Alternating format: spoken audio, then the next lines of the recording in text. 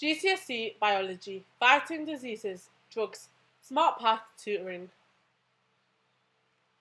Some drugs relieve symptoms, others cure the problem.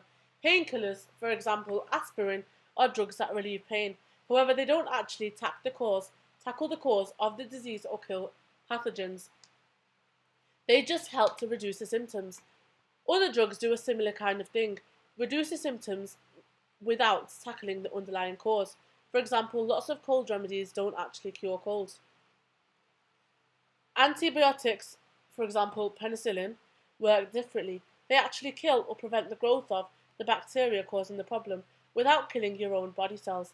Different antibiotics kill different types of bacteria, so it's important to be treated with the right one. But antibiotics don't destroy viruses.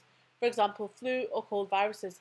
Viruses reproduce using your body cells, which makes it very difficult to develop drugs that can destroy just the virus without killing the body cells.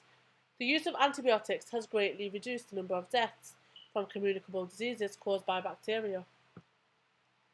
Bacteria can become resistant to antibiotics. Bacteria can mutate. Sometimes the mutations cause them to be resistant to an antibiotic.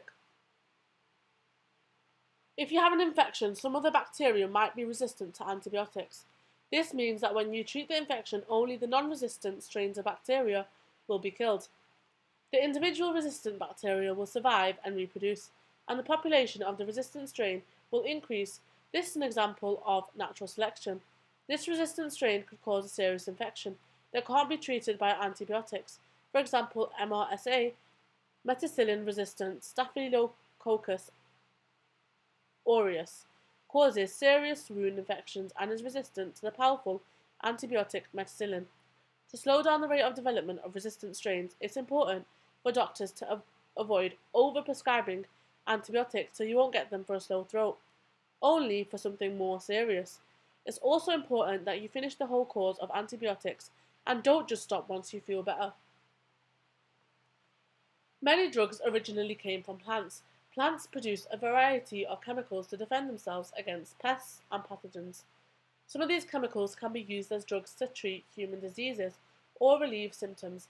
A lot of our current medicines were discovered by studying plants used in traditional cures. For example, aspirin is used as a painkiller and to lower fever. It was developed from a chemical found in willow. Digitalis is used to treat heart conditions. It was developed from a chemical found in foxgloves. Some drugs were extracted from microorganisms. For example, Alexander Fleming was clearing out some petri dishes containing bacteria. He noticed that one of the dishes of bacteria also had mold on it, and the area around the mold was free of the bacteria. He found that the mold, called Penicillium notatum, on the petri dish was producing a substance that killed the bacteria. This substance was penicillin. These days, drugs are made on a large scale in the pharmaceutical industry. They're synthesized by chemists in labs. However, the process still might start with a chemical extracted from a plant. Thank you for watching. Please don't forget to subscribe and like the video.